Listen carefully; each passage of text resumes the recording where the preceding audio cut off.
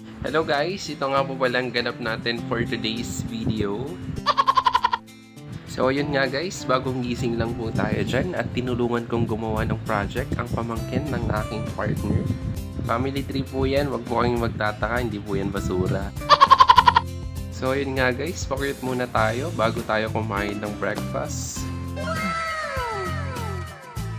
At dahil Friday po ngayon, inihatid po namin ang kanyang pamangkin sa school dahil ilang araw na po siyang hindi nakapasok at nagkasakit po siya.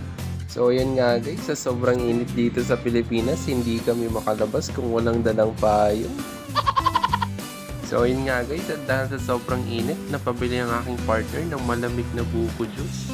At dito nga guys, nakauwi na kami ng aking partner at kumakain na nga po kami. Abay, nagchichismisan pa kami ng aking partner habang kami kumakain. At dito nga guys, pumunta kami sa kanyang kapatid upang isaulang hiniram po namin speaker.